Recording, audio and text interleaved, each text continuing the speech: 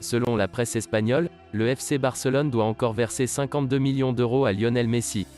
En effet, le joueur argentin avait accepté de reporter le paiement de son salaire en raison de la pandémie. Un énorme coup dur pour le FC Barcelone, qui n'en a pas encore terminé avec Lionel Messi. Sport annonce ce vendredi que le club catalan doit encore verser 52 millions d'euros à l'attaquant argentin. En effet, en raison de la pandémie de Covid-19, le joueur de 34 ans avait donné son accord à Josep Maria Bartomeu pour reporter le paiement d'une partie de son salaire, et ainsi aider le FC Barcelone dans cette période délicate. Nouveau président du club, Joan Laporta aurait prévu de payer Lionel Messi dans les prochains mois. Les avocats négocieraient les conditions de ces paiements.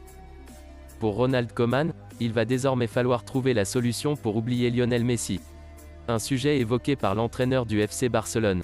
À l'occasion d'un entretien accordé à ESPN, Ronald Koeman s'est d'ailleurs exprimé sur ce FC Barcelone post-Lionel Messi. L'entraîneur du club catalan a alors confié : « Nous devons comprendre qu'il y a toujours une fin pour un joueur. Vous devez fermer le livre car maintenant, nous devons nous concentrer sur cette nouvelle saison. Nous avons de nouveaux joueurs et nous devons aller de l'avenir. Nous avons du temps pour cela. Nous avons de jeunes joueurs dans l'équipe cette saison, nous travaillons pour le futur de ce club. C'est très important de se concentrer sur cela, et pas sur ce qui est arrivé ces derniers jours. » Du côté du Real Madrid, on rêve bien évidemment de s'offrir Kylian Mbappé. Et dans l'esprit de Florentino Pérez, tout serait clair concernant l'attaquant du PSG. Depuis l'arrivée de Lionel Messi au PSG, tout le monde du football a désormais les yeux rivés sur Kylian Mbappé. Voir évoluer ensemble Messi, Neymar et Mbappé est un rêve pour les dirigeants et supporters parisiens.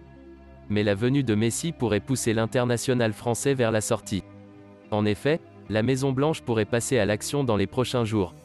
Selon la radio Onda Cero, le Real Madrid prévoirait de proposer 120 millions d'euros pour attirer Mbappé. Mais il s'agira de la seule offre émise par le Real cet été, qui ne montera pas au-delà. Si elle ne satisfaisait pas le PSG, les merengues attendront 2022 pour tenter de signer l'attaquant français, lui qui sera libre de tout contrat l'été prochain. Florentino Pérez se trouve donc en position de force contrairement aux dirigeants parisiens qui doivent solutionner ce dossier épineux avant la fin du mercato. Au Portugal, on a annoncé ces dernières heures un intérêt du PSG pour Nuno Mendes. Toutefois, rien n'aurait bougé pour le latéral gauche du Sporting Lisbonne. Après Wijnaldum, Hakimi, Ramos, Donnarumma et Messi, Nuno Mendes pourrait donc être la prochaine recrue du PSG. Mais encore faut-il que Leonardo passe la seconde. Comme expliqué par Foot Mercato, il n'y aurait aucune offre pour le Portugais. Une version également confirmée du côté du Portugal. En effet, selon les informations de Abola, le Sporting Lisbonne n'aurait reçu encore aucune proposition pour Nuno Mendes, qui pour rappel dispose d'une clause libératoire à 70 millions d'euros. En cas d'échec dans le dossier Kylian Mbappé, le Real Madrid envisageait de se tourner vers Erling Haaland. Mais le Borussia Dortmund n'a pas l'intention de le vendre cet été.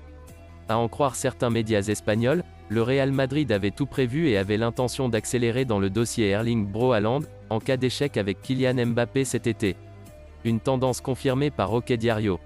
Florentino Pérez avait envisagé de recruter le joueur du Borussia Dortmund, notamment si les négociations avec le PSG n'avançaient pas. Mais le Real Madrid a finalement été contraint de mettre de côté ce dossier Haaland. Et pour cause, le BVB réclame la somme de 200 millions d'euros pour se séparer de l'attaquant norvégien. Une somme stratosphérique, qui a refroidi la Casablanca. Les prolongations s'enchaînent à Liverpool. Et ce vendredi, c'est Virgil van Dijk qui a paraphé un nouveau contrat avec les Reds. Absent une grande partie de la saison dernière à cause d'une blessure, Virgil van Dijk est de retour à Liverpool. Et c'est avec un nouveau contrat que le Néerlandais revient. En effet, ce vendredi les Reds ont annoncé la prolongation de Van Dijk, avec un contrat à long terme. De quoi ravir le principal intéressé comme il l'a confié aux médias de son club. C'est incroyable, c'est quelque chose dont je suis très fier. Si Chelsea accepte de discuter pour le transfert de Tammy Abraham, les Blues ont fixé leur prix. Arsenal et l'AS Rome sont prêts à se livrer bataille pour le récupérer. D'après nos sources, Chelsea a fixé le prix minimum à 50 millions d'euros pour Tammy Abraham. Pour l'heure, l'offre la plus élevée reçue par les Blues, c'est un montant de 45 millions d'euros. Et c'est l'AS Rome de José Mourinho qui en est à l'origine.